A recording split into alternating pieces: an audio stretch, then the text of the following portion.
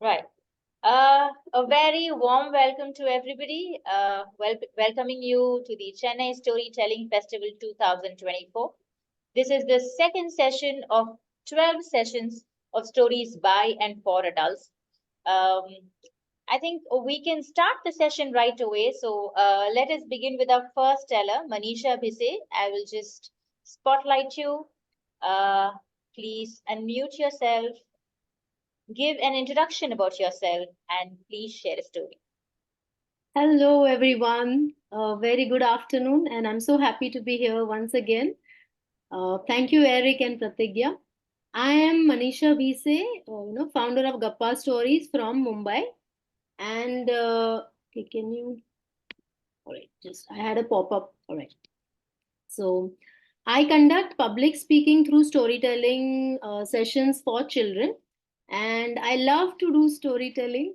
Uh, I had a corporate career for 14 years, but now I realize that I enjoy this most often, and that is how I do it. So my today's story is a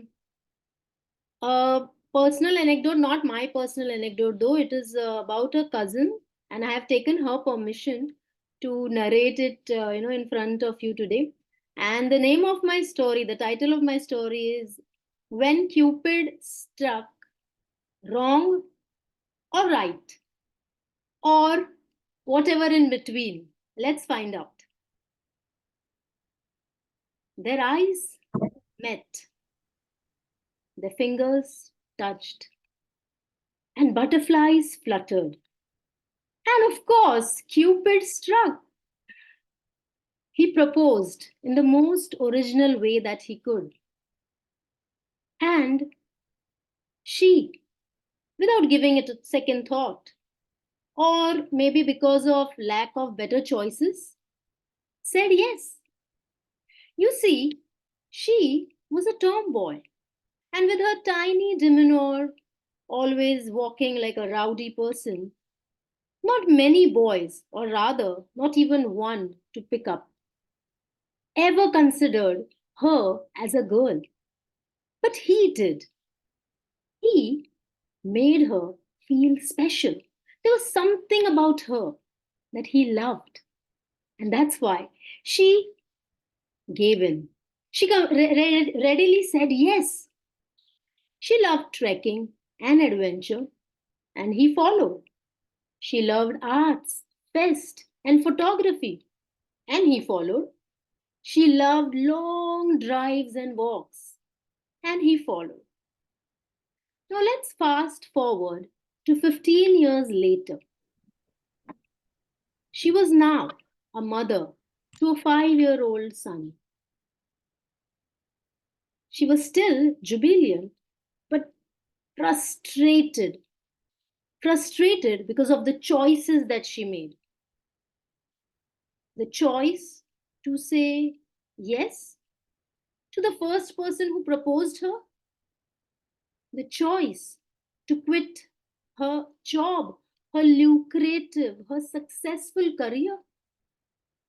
To the choice of staying mum and not letting her inner feelings out to anyone. She still loved him, yes, as a wife, as a mother to his son, but there was no connection, nothing between them. She really appreciated his hard work because he left home at around 7 and returned back at around 1 a.m. and worked hard. He fulfilled all his mental, physical, emotional needs whenever he wanted. And she gave him. She thought that this was what love is. This is what a family is for. This is what partners are for. And while all these things happened, Cupid watched like a spectator, feeling a little sad now that did he do a right thing? Well, that's what Cupids do, right? When fingers touch, when eyes meet, when love blossoms, they struck. They struck an arrow, and that's when they feel that love will blossom, love will be successful, and the story will live for happily ever after. Haven't we seen that in movies? Ah, alas. But her movie or her story from तुझे देखा तो ये जाना सनम प्यार होता है दीवाना सनम moved to ये जीवन है इस जीवन का यही है यही है यही है रंग रूप. And while she was frustrated, so was Cupid. But why this is happening?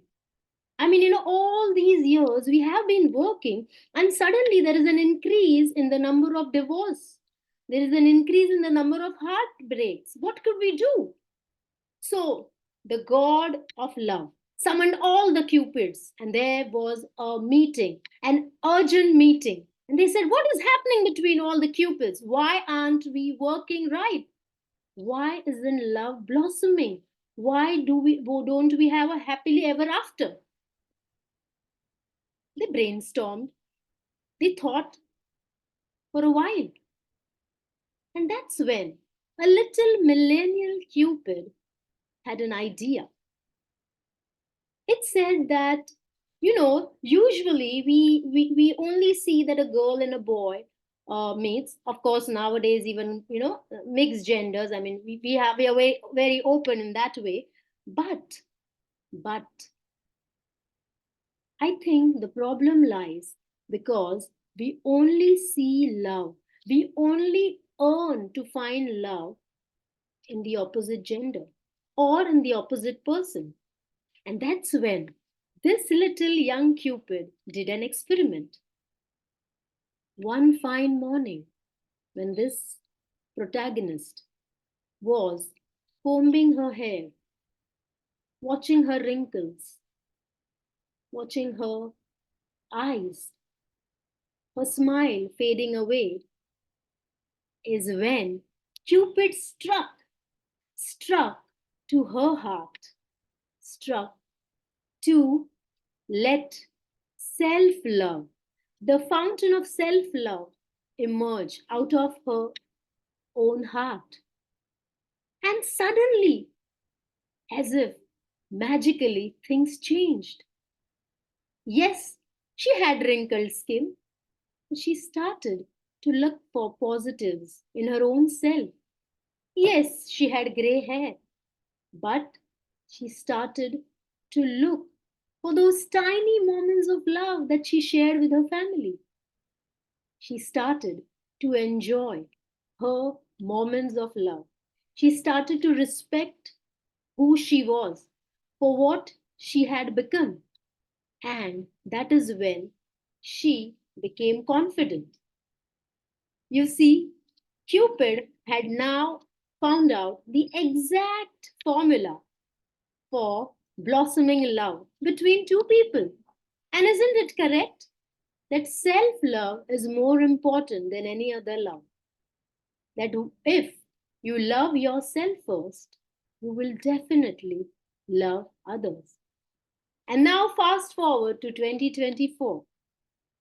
This girl, who is now in her 40s, is confident, is a teacher, is being loved and respected by the children, by her family, and her parents. But most of all, she is loved by herself. She now accepts what she is. She accepted the choices that she made. She accepted that even though the choice could be wrong, it is your choice to either sulk in the failure or rejoice and take another choice and take leap forward. So that is when I feel Cupid struck right this time. What do you think? Thank you. That was the end of my story. Hope you enjoyed it. Pratigya, you're on mute. Yes, we surely did, Manisha. Thank you for that wonderful story. When it started off with that naughty, cheeky smile that you have on your face, I thought it's going to be a very light story, and you kept it light though, but you shared something very profound, and it was very beautifully told. Really loved. I mean, and such an important thing, self-love is the first kind of love. Thanks for sharing that with us. Opening it up to the audience, any thoughts, any ideas, any suggestions, Thank you, any feedback Pratigya. you would like to say? Yes. Yes, Sheetal, please go ahead. Yes. So I have learned it that this very hard way, loving yourself, and you told it very beautifully. So that was super. Thank you, Sheetal. Actually, Yes. I have witnessed, as I said, she is my first cousin, and I Okay. Okay. witnessed, and we are almost of the same age.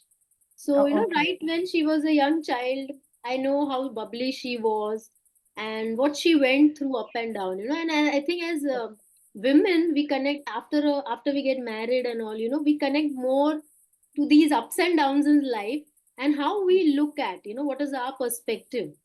And I wanted to give this a really a funny touch. I don't know how much I could really deliver it that way, but because this is yes, everybody goes through their ups and downs, right? Yes. But I think humor, and I attended Ramendra Kumar's session, at 1:30, and I was really bowled over. And somewhere I felt that yes, this is the same thing that I'm trying to say, that self love or humor in everywhere, in every bit of your life helps you leap forward. So yeah, Yes. thank you for listening. Yes. Thank you, Sheetal. Anybody else? Any thoughts? Yes, yes, Mariana, please go ahead. Okay, Manisha, I really enjoyed your face, and everything changed so beautifully, from, when it was all light and then it changed the rhythm. I just loved it watching your face, and it's a lovely story. It's self-love. It's really, really important. So thank you for sharing that with us. Thank you so much. Thank you.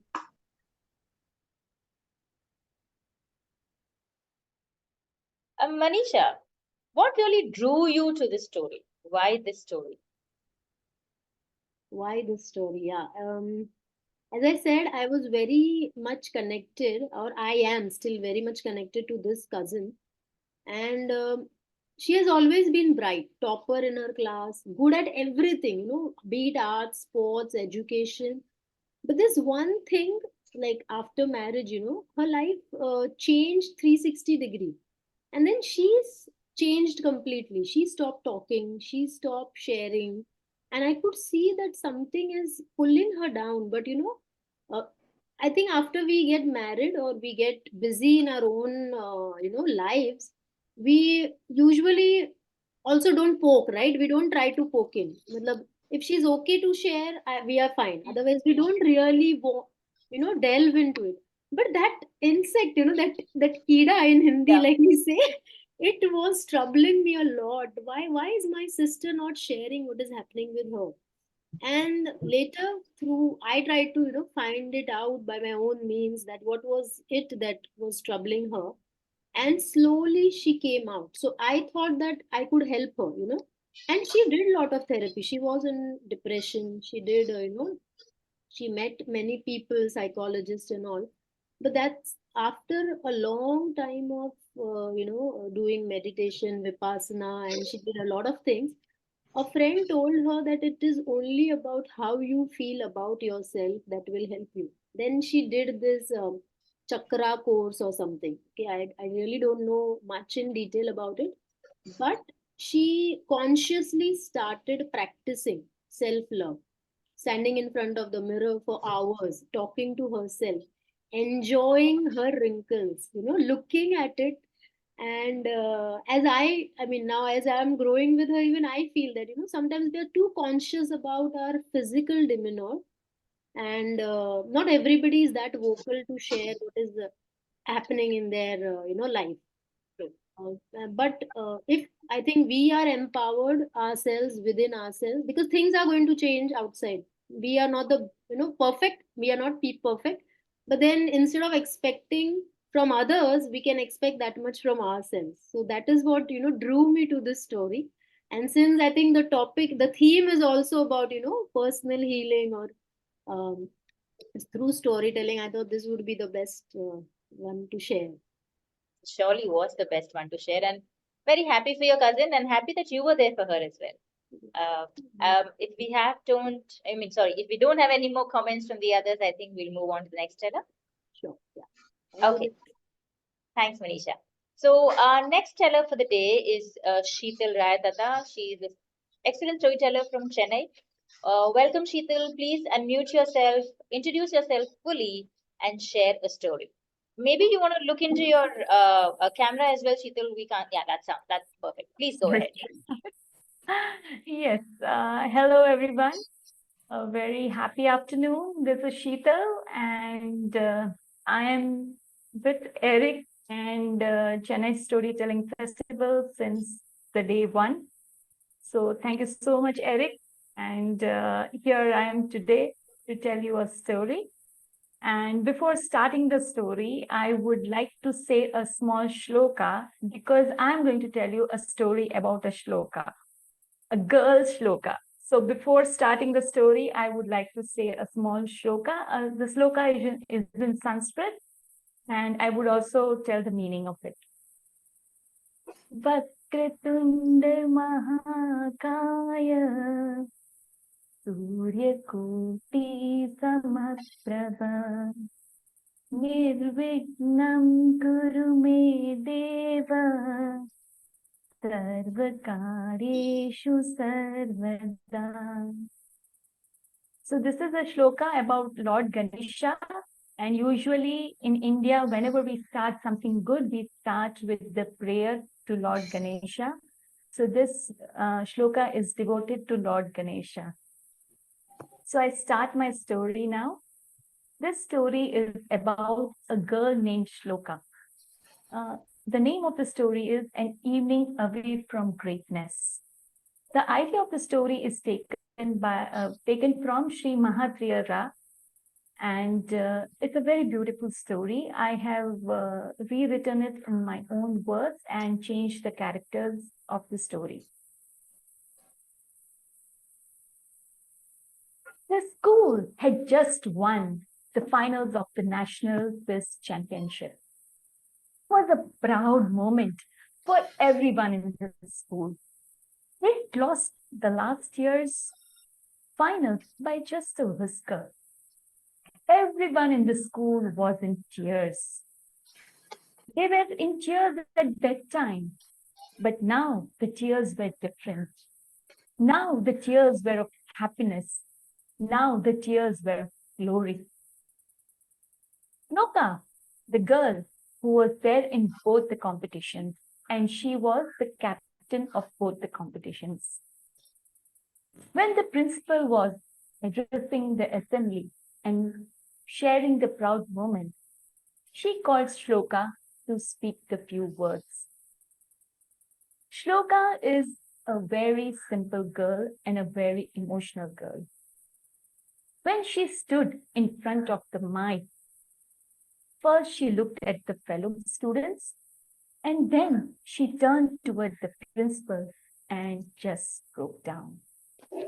Many students and many teachers could connect with Shloka, could relate how she is going through and what she is going through, because this was a triumphant moment not only for the school, but also for Shloka herself, as she has witnessed the failure before, and now she is full of pride. After composing herself, Shloka said, I first thank my principal for all the encouragement. She worked as if her sole mission in life is to see each of us reach to our dreams. I also thank my parents who gave me freedom for choosing the extracurricular activities and not imposing their wishes on me. That's very important in this world, isn't it? And then her eyes started to wander here and there. Finally, she said, I would like to thank. And then her eyes reaches Joy sir. I would like to thank Joy sir. His 10 minutes speech at the end of every class has made an impact on my life. And I am gratefully thankful to him for teaching us this. All the eyes went towards the sir, his name was taken. And there were cheers in the audience. Everybody started clapping. And now the principal was getting inquisitive. Like, what is going on? So then principal said, Shloka, can you give us some more details? Shloka said, last year when I lost the championship, I came to the school and I felt that I have lost everything. I have not only lost myself, but I have also given a school the bad name. She was always embarrassed with this feeling, and she never made an eye contact with anybody in the school. This was noticed by Joy sir. Joy sir came to the class and he made an eye contact with me. And he said, Shloka, you will succeed very soon. I have heard these words from all the teachers in the school. All the teachers are super positive. All the teachers appreciate. But Joy sir had something very different to say. He always appreciated, he always gave life skills. It was not about the 30 minutes class period what he handled. He was a math teacher. He was always being troubled by other teachers that you are not going to finish your syllabus if you are going to go so slow. But Joy sir never heard to anybody. His 30 minutes class was always divided into 20 minutes of studying and 10 minutes of life skills, which he taught us. He gave us all the required life skills which a student always is in need. He always taught us that life is not just about studying. Life is about how you feel, how you present yourself, what you do when you especially fail. It's not always about success, because it's very easy to sing songs when you succeed, but it is really difficult to manage things when you fail. So when you sing songs of success, even when you fail, that's the real you. And that's the reason I am successful today. He always appreciated me for doing better and better. This year, when I was going for the competition, Joy sir said, you are just an evening away from the greatness. And these words just were hearing in my ears the whole day, the whole night before the competition. I could not sleep. I could just hear Joy sir telling, you are just an evening away from greatness. And this gave me so much of self-confidence that I'm here today with the shield of the national championship. I would please request Joy sir to come on stage and tell a few words on behalf of me. And all the students ran to Joy sir and to Shloka to congratulate. In the meantime, now the principal became more, inquisitive, and she wanted to know what Joy sir teaching that. I don't know. And then she goes to the podium and she tells, Joy sir, I want you on the stage. And could you please deliver the 10-minute speech which you deliver in the class? And I will tell you a secret. There were almost 200 teachers in that stage at that time and in the audience. And all the teachers were just amazed the way principal called Joy sir on the stage. They never liked Joy Sir. You know why? Because Joy Sir was loved by the children. And when a particular teacher is loved by the children, not for the traditional ways of his teaching, but the untraditional ways he does to make students happy, that teachers are never liked by the traditional teachers. So everybody was like started moving, started planning to go out of the crowd, and they were thinking to go and sit in the staff room. But they were stopped by the principal and all stood on the side. Joy Sir was very, very embarrassed because he was very new to the school. He had just joined school last year as a math teacher. And in fact, he was a trainee of the math teacher at that time. But the ways of teaching and the ways he gave the life skills was something really, really amazing. He came on the stage and the principal asked, Joy, why don't you give us the 10 minutes demo to everyone? And he was like, ma'am. And by the time he could say anything, there was a big cheer from the crowd of all the students. Joy, sir, you can do it. You are just few steps away from the greatness. And everybody cheered together. Joy, sir, you are just few steps away from the greatness. Joy, sir, you are just few steps away from the greatness. And finally, he decided to give the speech, which he usually gives to the children in the last 10 minutes of his period. So he started. What does he do in this 10 minutes, right? So he gave an example of the chessboard, right? What does the chessboard have? So the chessboard's first line has 2 elephants, 2 horses. And what does it have? What else does it have? The king, the queen, right? Now, what do all the horses and all the elephants do on the chessboard? So these are basically the animals, right? So they cannot move the way they want to. They have a particular set, the particular way to move it, right? So the elephant can only move the way he moves. The horse can only move the way he is supposed to move, right? He cannot move in any other way, isn't it? The camels, they can only move the way they are supposed to move. And besides that, there is this king and the queen, right? So the king and the queen are the main characters in the chess. So they are also limited with the way they can move, right? So now, very, very frankly speaking, these are the limitations of their nature which has been given to the first row of the chess, right? Now we come to the second row. Who is in the second row? Who comes in the second row?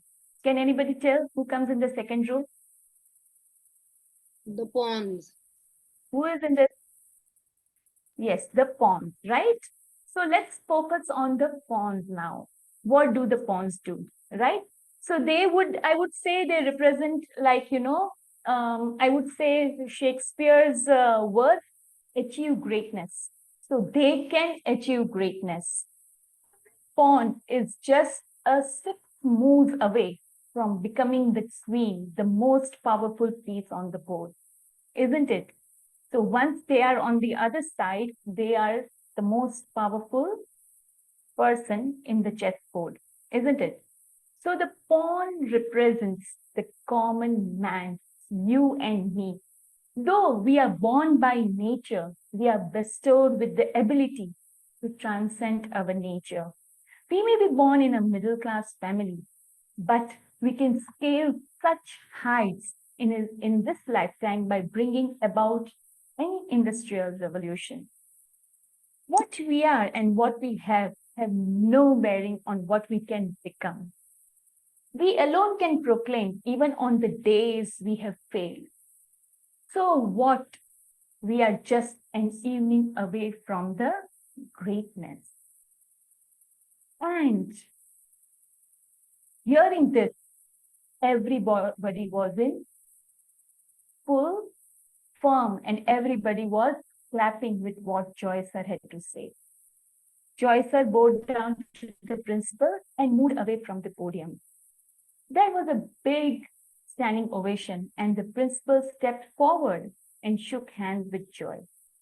Shloka ran towards Joy and said, "Thank you so much, sir." And Joy placed his hand on Shloka's head and said, "I am proud of you, wishing you the most and more." And with this embarrassing blush, she just ran to the staff room. All the teachers were awestruck. They couldn't believe what Joy had explained and what all things he was teaching in the class in the last 10 minutes. 2 days later, in one of the garment showrooms, Joy discovered that one of the leading t-shirt manufacturers had stolen his message.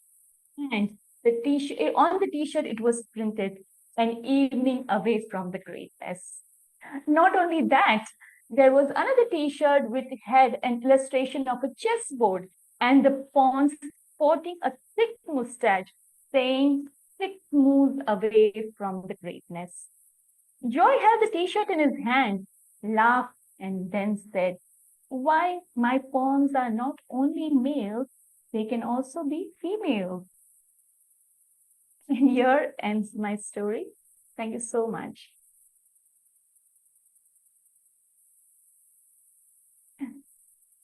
Thank you, Shital. What an excellent analogy there, comparing our abilities and lack of them to all the the chessboard and the pawns and everything on it. Thank you for the lovely story, Shital. Opening it up to the audience, any thoughts, any suggestions, any feedback that you would want to share?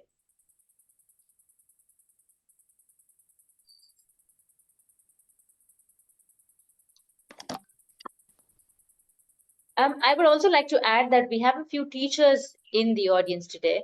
So, and I could see them nodding their head when you were talking about the traditional ways and the new ways, and I could see them in complete agreement to what you were saying. Yes, yes, yes, that's surely there. I agree with you, Pratigya. Actually, there is always the favored one. The teachers who are favored by the students may not be favored by the fellow teachers. And this is a good story. I've heard this before. It's a good story. But see, the way you have put it really inspires, the listeners. Thank you so much. Thank you. Thank you. Shital, would you like? Yes, Marijana, please go ahead. You muted. So, okay, no problem. I just wanted to share it. It's how lovely this story continues with the first one. After the first one, the self-love, and this one is about somebody else. Cheering you up, and we all need that from time to time. That somebody believes in us, in our abilities. Sometimes the other person sees those abilities more than we realize them. So it's beautiful story. So this is a kind of traditional story, or no? So Mahatria is an inspirational speaker. I mean, yeah. So it has been taken from there. Okay. And yes. So I have just changed few. I have just changed few things here and there in the story. Oh, thank you for the explanation. Yes, thank you. And for telling. Yes, thank you. Sudha, you want to share something? No, I was just okay. He's just getting ready. Okay. So Shital, why this story? Yes, again, appreciating the children in school. I think that's very much needed right now, because I'm studying psychology. I mean, I'm a psychologist, and we have a lot of complaints of, especially school psychology. We have a lot of complaints, of students. When they come to us, they tell that the teachers don't support us, and for the extracurriculars, they don't get permission in school, and even the parents at that point, right? We try to, like a very good example, a recent example, I would say, a boy who's wanting to do his medical, he wants to be a vet. Okay, but the father is in business and he is forcing the child to take commerce. So now at this point, and we as psychologists are being forced to give the father's choices to the child and explain them, which we usually don't do, So it's very difficult for a child when you don't get appreciated at home or at school, they break down. And then where would they go, So I felt this would very much, what I'm going through right now, I'm having, because now the 12th exams are coming up, the 10th exams are coming up, and they're standing at a point where they don't know what they want to select in life, the careers they want to go for, the stream they want to select. So we have a lot of kids who come for all these things. So I felt, I can tell the story and so it's very apt for the day you're saying, especially in the field that you are. So you could really Yes. relate to the story. Thanks for that. Yes, Sudha, I can see you putting your hand up. Go Yeah. ahead. Pratigya, what I wanted to say is, even if a teacher doesn't support you, it's fine. But as long as they don't put you down, sometimes they Yes. brand children and say, oh, you'll never make it, you'll never go far, you're just not good enough. And that damage is done, and it sticks with you for a long, long time.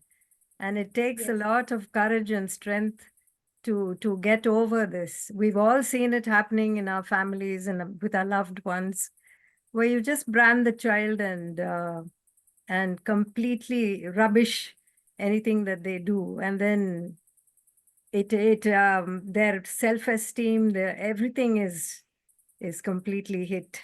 So I think to have a cheerleader is a blessing. Absolutely. Yes, definitely. Having a cheerleader, having a mentor, having someone to listen to, and having an audience here who is listening in and sharing in their thoughts. So we're really enjoying that part. Thank you for Yes. those words, Sudha. Thank you, Shital. I think if we don't have any more comments from the audience, we can move on to our next teller. Yes, okay. So our next teller is Sudha Umashanker, a storyteller from Chennai. Let me just spotlight you, Sudha, for everybody. Yes. Please give a complete introduction about yourself and share a story with us. Yes. Thank you very much, Pratigya and Eric. I'm very happy to be here. I'm a writer, storyteller, heritage walk leader, and also, if I may say so, women's rights activist. And the story that I will be sharing with you today is a Russian folk tale, and it's called Just Enough. To give you a little background, Eric shared the story with all of us some years ago when he was working with an organization that was working in the area of environment. And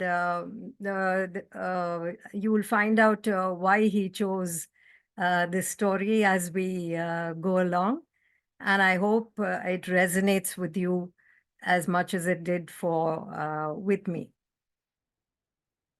So let me begin the story, Just Enough. Now, once upon a time, there was a tailor's son called Joseph. Joseph worked alongside his father in their little tailoring shop, where they made clothes for the rich and wealthy menfolk of the town. As Joseph grew older, he dreamt of making something very special for himself. A nice warm coat, perhaps, made of colorful fabric. So he saved every coin that his father gave him for helping out in the shop. And when he had enough money, he went to the market to buy the fabric that he has been dreaming of. At the market, he ran his eyes over the rolls of fabric on display, and then he zeroed in on one particular material that was pretty close to what he had in his mind. It was a nice warm gray with streaks of gold and silver and even bits of crimson thrown in. Joseph bought the fabric and he returned home. And that night, when his father was fast asleep, he tiptoed into the shop and he laid out the fabric on their work table, and he cut and measured and sewed, giving shape to the idea of the coat that was in his head. He did this over many nights, and finally the coat was ready. His father took one look at the coat and said, "You are now a tailor in your own right, Joseph. You've done a fine job, my son." Joseph couldn't have asked for more. This was the ultimate seal of approval from his father, and his heart swelled with pride. As for the coat, he loved it. He wore it everywhere, and it kept him very warm. And since it was made of colorful fabric, it drew a lot of attention from everybody. One day, when Joseph had gone to the market to buy some fabric for his father, he saw a woman roughly about his age. She was frail and slender. She had just a shawl draped over her, and she was shivering in the cold. Joseph instinctively took off his coat and allowed her to wear it home. He walked some distance of the way with her, and over the next few months, Joseph, and Anna was the lady's name, got to know each other well, and in 2 years, they were married. Soon they set up shop in the basement of their apartment, and Joseph continued to wear his coat. He wore it, he wore it, he wore it, until it had completely worn out. And one day he held up his coat and turned it around and said to Anna, "This coat has meant so much to me. It was my first dream come true. It made my father so proud. And it was thanks to this coat that I met you, Anna. And now there's nothing left. Nothing." And then he stopped mid-sentence and laughed. And he said, "Actually, there is something, just enough." And so he took the coat and went down to his work table, and he laid it there and measured and cut and sewed. And by morning, he had made himself a nice jacket. He wore the jacket everywhere. And soon Anna gave birth to twin girls. And when the girls were 1 year old, Joseph was one day standing beside the window and looking out, and he saw the first flakes of snow falling. He was all excited, and he called out to his little girls and said, "Come on, girls, let's go out and taste the first snowflakes of the season." So he picked them up and tucked them on either side of his waist and buttoned his jacket over them. And they went out into the open, and the little babies cooed and gurgled as the snowflakes fell on their noses and melted on their tongues. Joseph danced and danced round and round in the snow with them, and they came back after a memorable outing in the snow. Joseph continued to wear the coat. The jacket, I'm sorry. He wore it, he wore it, he wore it, until one day Anna said, "This jacket has completely worn out." And Joseph said, "Yes, I remember dancing in the snow with my little girls with this jacket. And now there's nothing left. Nothing." And again, Joseph, being the brilliant tailor that he was, an idea struck. He said, "Actually, there is something, just enough." So he went back to his work table and he measured and cut and sewed. And by morning, he had made himself a nice cap. It had plenty of lining to keep him warm and a nice short brim. And he wore the cap everywhere. When the girls were about 13, a famine struck, and there were no crops growing. The family had to manage with whatever cabbages and potatoes and carrots that grew in Anna's garden. All the customers were not making as many clothes as they used to. And so they rarely had anything very special to eat, hardly anything sweet. And one day the family decided to go to the forest at the end of the town and collect some firewood. Soon they heard Anna calling out, saying, "Berries, berries, come and look at all these berries." And so Joseph and the girls rushed to where she was, and they stuffed their mouths with all the berries that they could eat. And still there was so much more. And they had nothing to carry them in. And guess what came in handy? Joseph's cap. So they stuffed the cap with as many berries as they could. And when they came home, Anna made the most delicious blackberry pie that they had in a long time. And it was really something special because they had practically been starving for many, many days.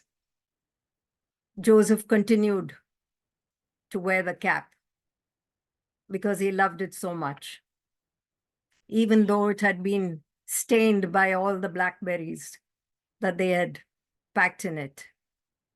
And so one day, as he looked at his cap, he reflected. He said, "This cap reminds me of the time we collected berries from the forest and all the fun that we had that day. And now there's nothing left, nothing." And then again, he had a eureka moment. And he said, "Actually, there is something left." And he went down to his work table and he cut and measured and sewed.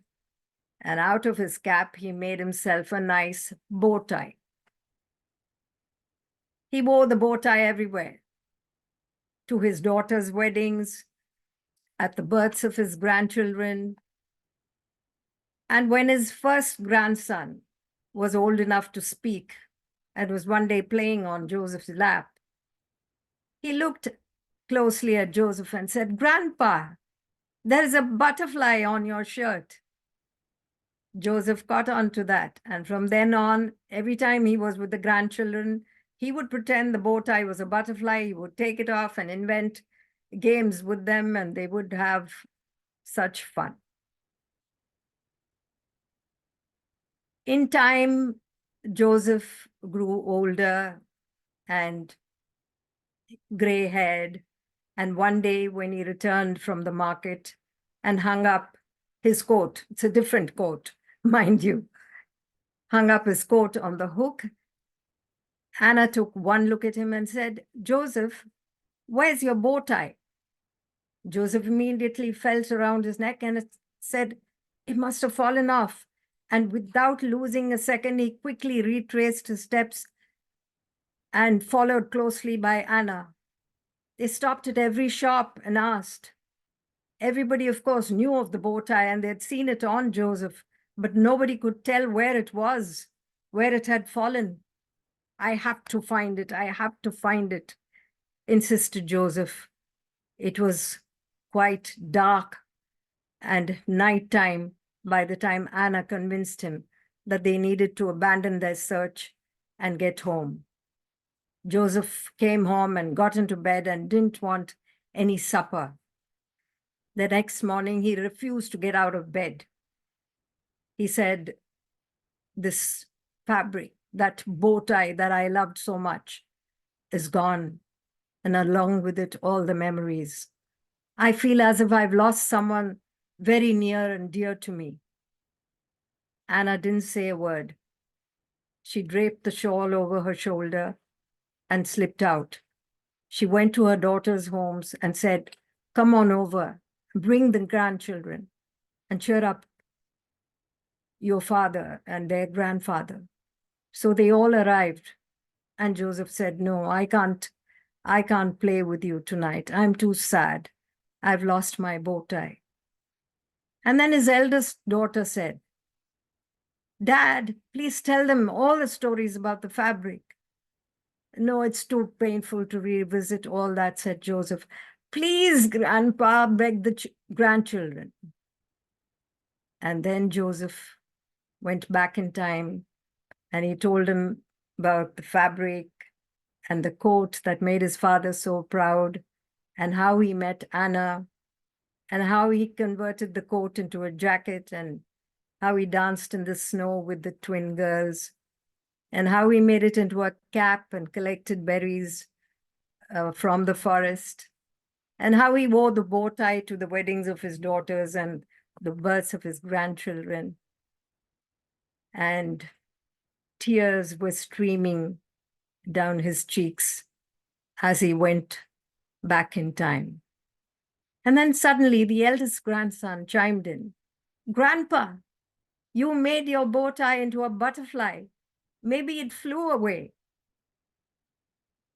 And Joseph lightened up somewhat and said, "Yes, you're right, my darling. Maybe it did fly away. But the memories I've made with that fabric and that bow tie have, thanks to all of you, not flown away. And now we have just enough memories to make a story. And if you help me to keep the story alive, we can protect all those memories." And that was how the story was passed on from generation to generation. And here I am telling you the story of Just Enough.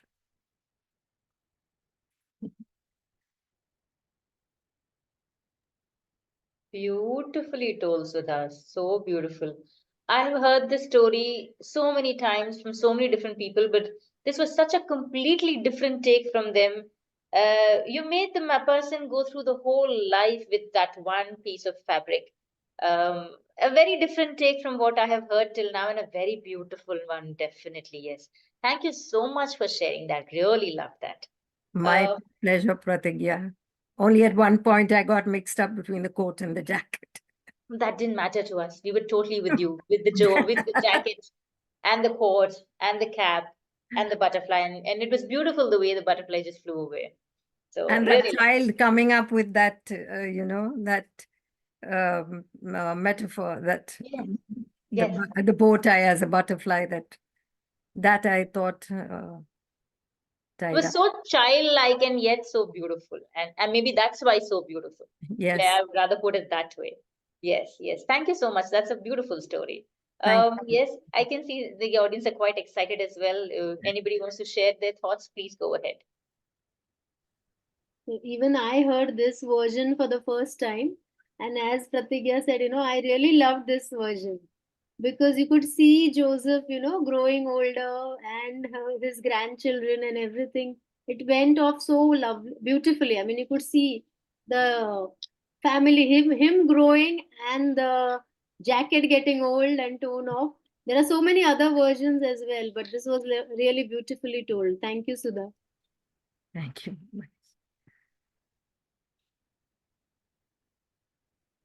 And thanks to Eric, who shared this story long, long ago.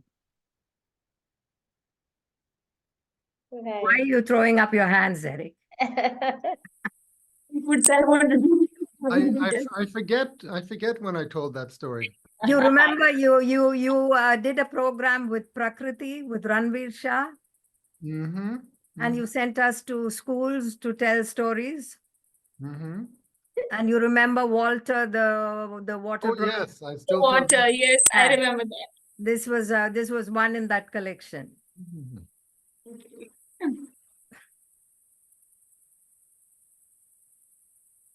Yes, Shital, you want to share something? Yes, no, it was very beautifully told, Sudha, and she was so much at ease, when telling the story. I loved the way she was, narrating it. It was super. Thank you, Thank you Sheila. so much. See, I just want to share. Yes, sir. I mean, our wedding saris and other things, we'll try to make it recycleless. I remembered all those. Yes. The one precious for us, how we make that into a new dress and try to hold it for a long, long time. This story has, brought that to my mind. Thank you, Sudha. I have a very minimalist approach. I don't buy too many clothes, Pratigya. Mhm. And anything that's torn, I have a favorite darner who does Okay. a miraculous job. He can mend it like, you would never know that the sari or whatever was torn. Mhm. So I'm constantly patronizing darners instead of going to shops to buy new stuff. That So is- maybe that's why. Yeah, those days it was we lived a very thrifty. We had just one. We used to get clothes only on birthdays and maybe Deepavali or Pongal or just one or two new sets per annum. Not like today. And we used to live in our school uniforms. Unlike today, where Well, I would say you were lucky to get a dress or two a year. I was the youngest, so it was always hand-me-downs. always hand me down. So I can't remember when was the first time I got my new dress. It was always, and I guess being the youngest has its own pros and cons, but this is definitely one of them. But also at the same time, I would have had dresses which I see my sisters wearing, and I would wait for them to grow out of it, so when I can wear them. So yeah, remembering a lot of cherishing a lot of memories of our childhood with that. Thank you. Thank you for Jayanti for bringing that up, and Sudha for sharing once again that story. Shital, looks like you want to say something more? Yes, so I just remembered when Jayanti ma'am said, I just made my mummy's reception sari, 57 years old, converted into a dress, and I wore it recently. And it doesn't look like it is 57 years old. Like my tailor has made it just into a new fashioned outfit, and it is looking so much like nice. So my mom is feeling so proud that okay, after 57 years, somebody is wearing my sari to a dress at least. Everybody is right. upcycling. All environment conscious people are. Yes, very true, true. Very true. So once again, on that note, Sudha, love the way that Joseph went through his whole life with that one piece of fabric. The analogy that you drew between the two, the way things kept changing and changing and changing. And I think somewhere the idea that he felt that he's lost everything, and it was the kids who brought back the memories, the joy and the love. I think that again was very beautifully put. Usually you would see the person realizing it themselves, or somebody else has lost it and the person would tell, hey, what are you doing? But this was nice, a more believable, a more realistic way where you're so obsessed with it that you feel you've lost everything, and then people around you put that into your mind, hey, you've not lost anything, you have your memories. Thank you so much. Thanks a lot, Sudha. We're moving on to our next teller for the day. We have Marijana from all the way from Croatia. Welcome, Marijana, to our storytelling festival here. Let me just request you to unmute yourself. I'll put you on spotlight, and please introduce yourself and share a story with us. Oh, hello. It's like 11 in the morning, and it's not cold. It's cold here, but it's almost a springtime. I know it's different than from you in India. I really enjoyed. I always love to come early and listen all the tellers before me, because it's always such a treat to listen other people telling. So I am in Croatia, in Europe. I just love stories. I love telling them. I love reading, writing, everything about the story. I believe in the power of stories. So that's the reason why I'm here with you at this beautiful festival. Thank you to Pratigia and to Eric for this opportunity to share the story with you. My friend storyteller Elisabetta was supposed to be with me today, but she's not feeling well. So I will tell you two short stories from Aesop's tale tales, but in somehow stories always connect. The previous one told, and then the one that is told now, and then one after. So you will see. So I will start with the one of the town mouse and the field mouse. So you know, my friends, they were two cousins, two mice, and one of them lived in the town and the other one lived in the field. And one day, a town mouse decided to visit her cousin in the field. And when she arrived, the cousin, oh, she was so happy. And for the lunch, she collected all the foods that she decided to, that she collected for the winter time, and everything was out. You had grains, you had nuts, you had raisins, and she also added some fresh water that she carried from the spring nearby. And they sat on the field and they had their meal. You know, the town mice, she was not used to all this simple food, and she enjoyed more luxurious food. But, you know, she nibbled a little bit of this and a little bit of that, and she didn't want to offend her cousin. And when the meal was over, they sat and they talked, and the town mouse looked at her cousin and said, "My dear cousin, I don't understand you. Why don't you come with me to the town and enjoy all the food and drink that I enjoy?" And the field mouse looked at her and said, "But can you tell me more? How do you live? Where do you live? And what do you eat and drink?" And then the town mouse, she started, "You know, I live in a big house with many rooms. We have water, electricity, we have phones. And you know, each day I eat plenty of food. I eat cheese, I eat fish, I eat meat, you know, and I hardly drink water. I drink cappuccino and, you know, the juice and the wine." So, and she continued, you know, adding things. And the field mouse, she just looked and listened, didn't say a word. And that night, they both spent in a nest. And that nest was in the hole in a tree. And it was dark, it was quiet. And the town mouse, she was not used to the quiet, so she tossed from one side to other. And our field mouse, she dreamt about the food and the drinks and everything. You know, she could smell the smell of cheese. And in the morning, they woke up and the town mouse said, "Well, I'm going home. Would you like to come with me?"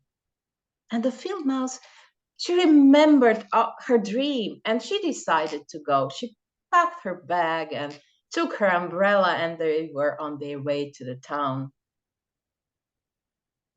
When they got there, and they were standing in front of the big house, and the field mouse couldn't believe the size of it. And when they came in, and they were straight into the dining room with a big table full of the food there were actually leftovers after the lunch.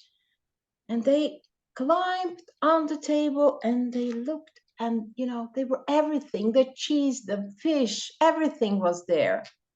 And they were just about to start eating when they hear the cat mouse, meow. And you know, with the great fear, they run into the hole behind the fireplace where this town mouse actually lived. And they waited there a long time. And when they thought everything was clear, they looked out of that hole because they were hungry, and the food was tempting, the smell was tempting. So they went back, they climbed up on the table, and they started to nibble. When the door opened, all the servants came in to clear out the table, and they had to run for their life again. And they hid into that hole, and they stayed there, they slept there in quiet and peace. And next morning, when they woke up, the field mouse, she picked up her bag and she took her umbrella and said, you know, my dear cousin, you might live in this big house with plenty of food and drink, but you know what? I prefer my simple food and my simple life because it comes with the freedom and with the peace. And she was back to the field, and I believe she is still there. And this is the first story.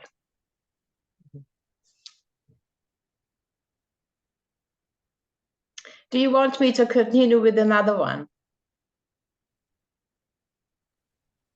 Yes, Mariana, why not? Okay. Unless you want to, No, it's okay. Okay, No, go no ahead. problem. Yes, yes, please. Okay. So this man was actually reminded me of my grandfather who worked in the forest. I just thought about it this morning. So there was a poor woodman, and he was in the forest cutting down the trees. And the place where he worked that day was really close to the deep lake. And he was cutting the trees from the morning till the late afternoon. And it was, his whole body was aching and his hands were tired, but he kept chopping those trees.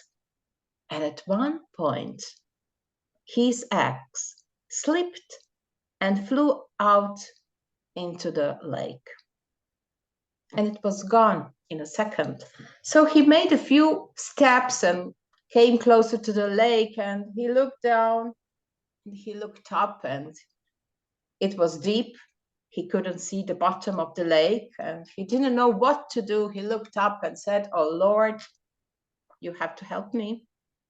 The axe, this is how I make my living, with the axe chopping the trees, and I don't have money to buy myself a new one. What I'm going to do, I'm going to starve. So he stood there for a while, hoping somebody will help him. And he was heard by the god Mercury. So he appeared in front of him and asked him, what is the trouble? And the woodman told him the story. And the god Mercury looked at him and said, I will help you. So he dived into the pool and he was back with the axe of gold. And he asked him, good woodman, is this your axe? And the man said, no, this is not my axe.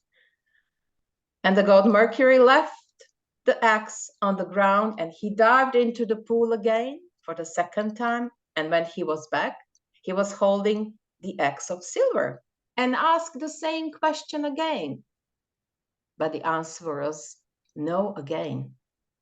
So he left the axe of silver on the ground and he dived into the pool again for the third time. And this time he returned with the axe of woodman. Oh, when he saw his axe, he was so happy. He didn't know what to do, how to thank this man. But the god Mercury, he was so astonished with his honesty.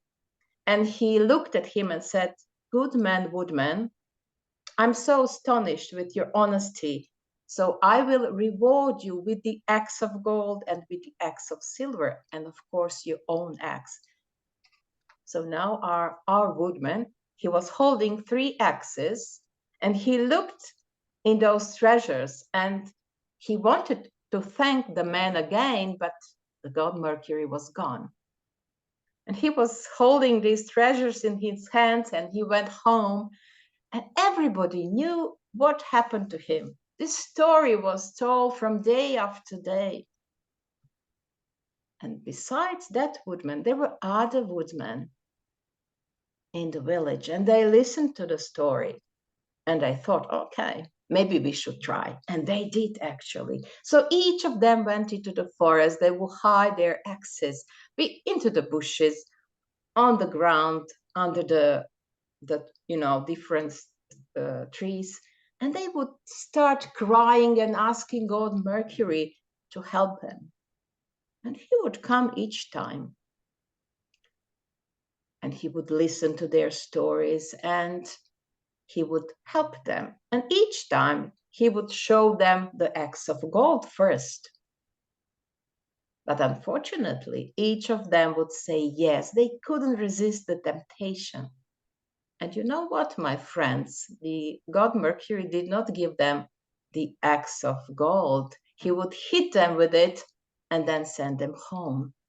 And next day, when they went to the forest to find their own axes, they were all gone. And this is the end of the second story.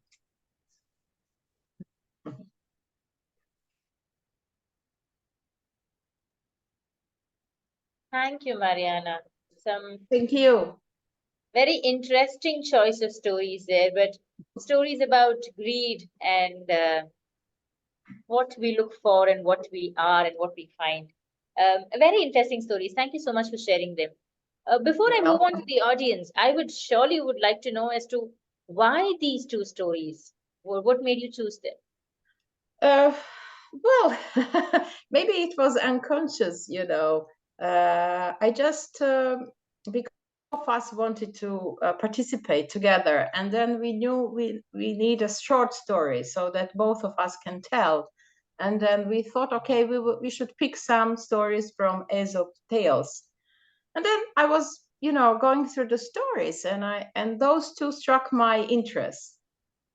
And then I thought maybe my story, it's about me thinking about, do I live simple life and do I eat simple food? Maybe there is something I should think about there.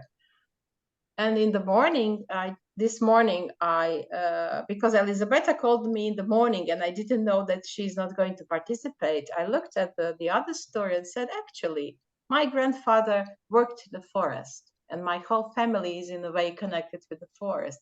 It's obviously a story that wants to tell me something, or it's maybe just honoring my ancestors.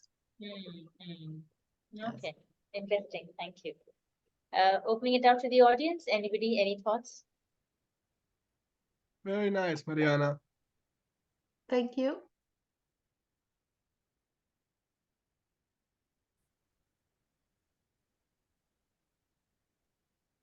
I love the way both the tellings are very relaxed, very easily paced, you know. It wasn't like the gold thing came and the silver one came and, you know, building it up. None of that. It was a very, very relaxed and easy telling, and you just took us along with you. I think that was really beautiful.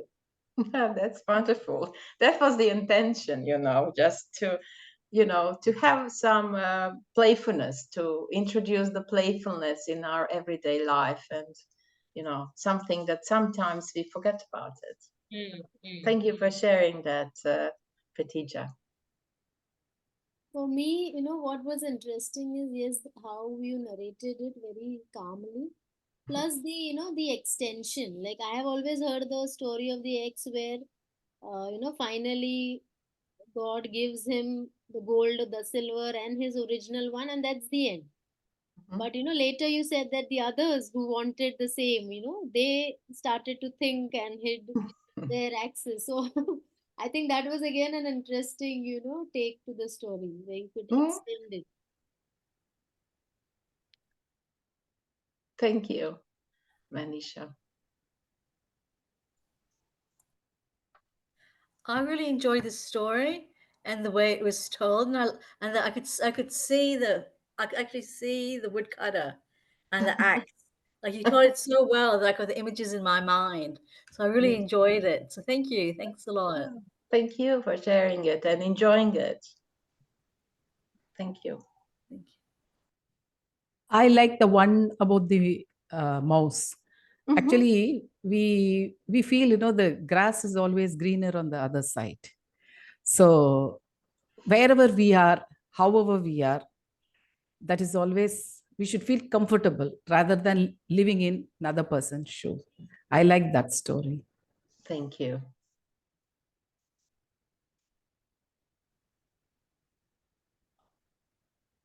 Yes, that is so true. We always look at the grass on the other side and think it's greener. And how often are we able to look at where we are and and appreciate more than Yes. anything else, acknowledge, appreciate that we are in a good space, we are in a happy space. The other side could be good, but ours is nothing worse. Maybe we're equally good. So Yes. a timely reminder to look into ourselves and realize where we are and know that we can be happy and we should be happy where we are because we are in a happy space. Yes. That's all true. Thank you. Nicely said. Thank you all. Okay, I think we will wrap it up with that. Thank you so much, Mariana. We do hope Elisabetta recovers really fast. We missed her today. Moving on to the last teller for the day, we have Jayanthi B, a storyteller based in Chennai. Jayanthi, let me just spotlight you. Yes, there we are. So please introduce yourselves fully and share a story with us today. I am a teacher for 25 years, an English teacher who has always, made a simple lesson into a beautiful story. And all my classes, especially poetry classes, always liked by my students. And I used to have many visitors also, like my principal would come and sit in my class very often. So this basically, I understood that the way I weave the lesson is liked by others. And of course, thanks to Eric, during the pandemic, I got into Chennai Storytelling Institute, and I had the courses under him, like the storytelling therapy and the other storytelling course. So like there was some channelizing of my thing. Otherwise, I would just tell stories, that's all. But now I know how to begin a story and how to go about it and how to find new stories or how to make stories, in a different way, find a different ending. All this I have learned. And today I'm going to share a folk tale from Tamil Nadu, the place where I am born. And on the banks of river Kaveri, there is this city called Thiruvidaimarudhur. You can imagine the fields, the Kaveri water, and the lot of trees and other things. So it is a nice setting. And here lived a king, Chakraditya, and under his just rule, people were very happy. And nobody was, complaining about anything, or they all had a good life and they were just, they were honest, and they were living happily. One person, one Brahmin couple, they didn't have any children. So they were bringing up a parrot as their own. The parrot also was very loyal to them. It would even call them Ma, Pa in Tamil. So like, father, mother. And this parrot was very attached to them. One day, this parrot was basking in the sunlight in the terrace, and it saw a lot of parrots. The sound was heard. And when he turned and saw, they were all flying towards some place. And he was very curious. So he asked them, "Where are you all going?" And they said that there is a place across the 7 seas, and there is a mango tree. And that mangoes give a person the youth, how much ever old they are. When they eat this fruit, they will become young. And so this bird, this parrot, asked permission to the other parrots, and they also allowed him to go along. And by the evening, they reached there. All the parrots were eating the fruit. And our parrot thought, see, I'm a young parrot only, but my foster parents, they are old. They are very kind to me. If they live with me for a long time, and if they are young again, it will be very happy. So he brought this fruit to them, and he gave the fruit to them. And that poor Brahmin He had the idea. See, I am a beggar. I mean, what good it will be if I live for a long time and my other relatives and my wife will die. If the king gets this fruit, then that will be beneficial to the whole place. So he thought of presenting this to the king. The king got this fruit and he rewarded the Brahmin so much. But what was his idea? He had the idea that if I eat this, I will become a young person, but there are very many ministers and my family here. I will lose them all in a few years' time. Why not I plant this fruit and that will be there forever and everybody will benefit from this. So he planted this. And very soon, a beautiful tree had come and there were lots of fruits. And they wanted to do a testing of this. And so the priest that attached to the palace was a small temple. The priest knows a lot of things which is not shared with the others. So the king thought, he is 90 years old. So the king thought that, why not I give this to him so that he live for a long time and teaches all this to the others. So the fruit was brought, it was given to the priest. Unfortunately, he took this one bite and he fell down dead. Immediately, his wife also came and she said that I can't live without my husband. So let me also go on sati, die with him. So the king personally arranged for cremation and other things, but he was very, sad at his heart. He felt that why the Brahmin has cheated me. I have been so good to the people. Why he has cheated me? And he called for the old Brahmin. He came and he had a discussion with the ministers and all the councillors said that at least his left eye should be taken off. It should be removed. That is the just punishment for the loss of these two lives. And so that was done. And soon the parrot heard about it and it became very sad. And the king also wanted to kill the parrot. And the Brahmin and his wife were very sad. But they had to follow the rule of the king. So they killed this parrot, and as per the parrot's words, they dug a small pit and then put the parrot inside, gave some milk. And the parrot had asked the Brahmin and his wife to go to Varanasi, Kashi, to, the sin he has committed, he has to pay for it. And so they were also very sad of losing this parrot, and they went to Kashi. By this time, in the city, the rumor has spread that there is a poisonous tree, and there is a poisonous tree. Some battery low. Okay. There is a poisonous tree, and that would put an end to anyone.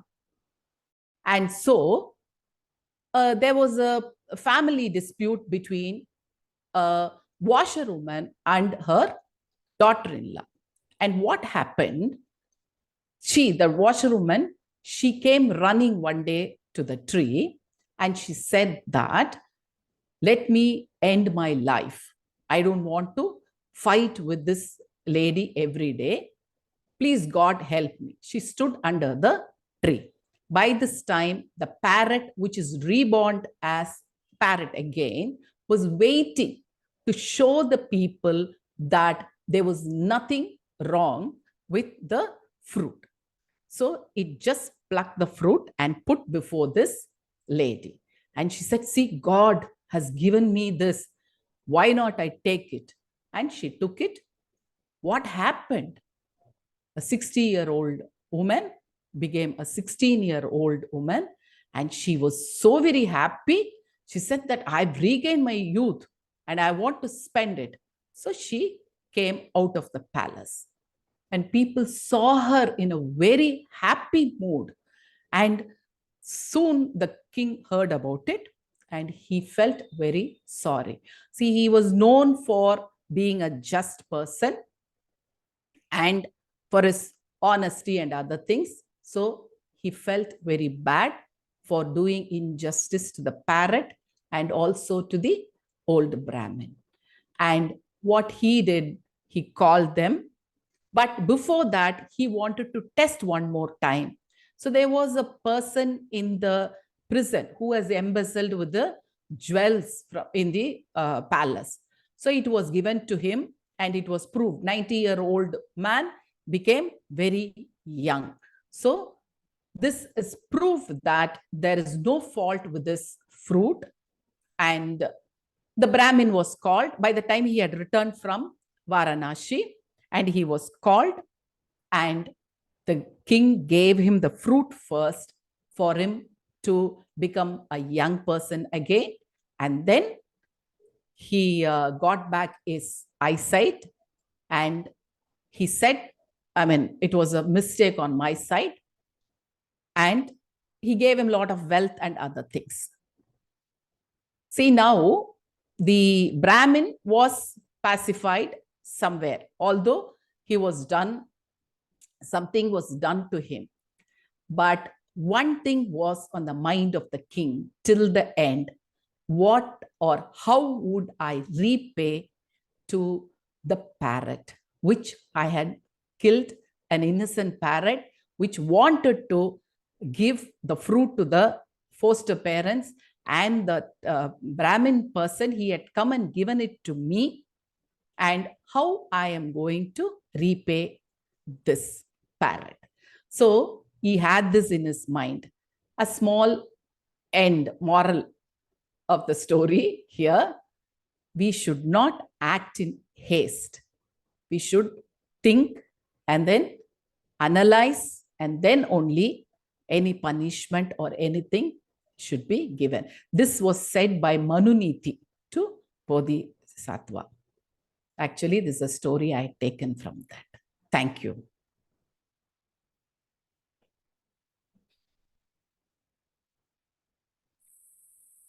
Thank you, Jayanti. A very thoughtful choice of story. The way it started off on a positive note, and I thought, okay, this is going to go somewhere nice. And then how there's a sudden change, and how one little change and the very perspective of everybody can change.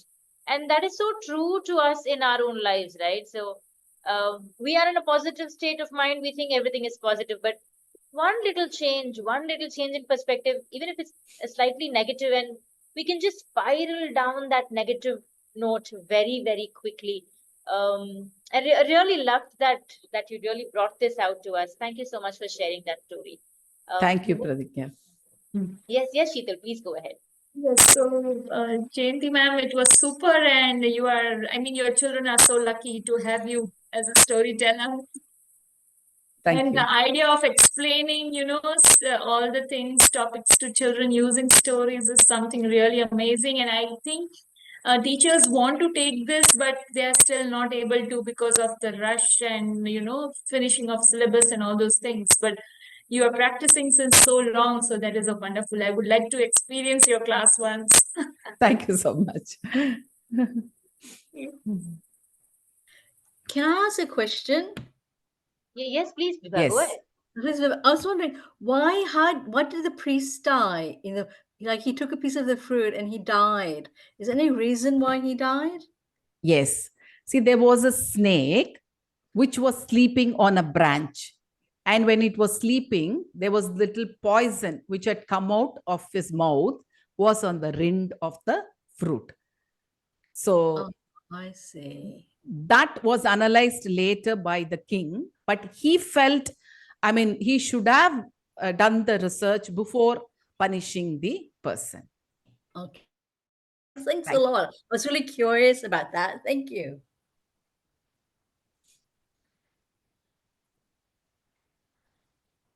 And also in today's world of social media, we are so quick to jump to believe whatever we see. Do we really use our minds to it? Do we really think twice before accepting, consuming whatever is coming to us, assuming that it is true? I think a very, very relevant story as well in today's day and time. So yes, that's another thought that just struck me now. Thank you. Any other thoughts? Anybody? Any reflections?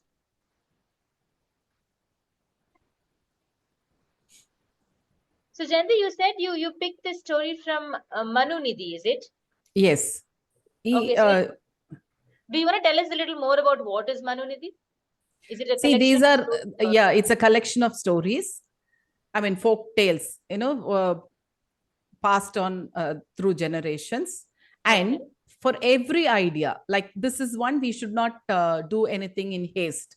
Like that, there are so many things which is said in a story. See, we storytellers, we go pick up story books anywhere we go. I picked it up in the Chennai book fair this time. Okay. Okay. It was in Tamil. Of course, Mhm. I translated into lots of Tamil books were there this time in the book fair. Yes, yes, I was told the Uh, book fair yes. it has been encouraging a lot of regional books, Yes, yes. which is a very So positive note. Yeah. I could pick up quite a few books, and this I somehow like because you know many times we take a decision in haste and we regret it. I wanted to tell myself that I should not do this. You've surely shared it with all of us as well to think twice before we make our decisions, not in a haste here. That's a good thought there. Thank So you. would it be wrong if I say the stories from Manunidhi are very similar to say they're like a bunch of Panchatantra tales, a bunch of Jataka tales, there are Ace of Yes. Fables. So Manunidhi is also an anthology of tales. Is that right? Yes, yes. Okay. All right. So for me as a storyteller, that's another place to tap into, to look into as a resource for picking stories. I've never looked before, so thanks for the new resource for me. Thank you. Yeah. Any other thoughts? Anybody? Any reflections?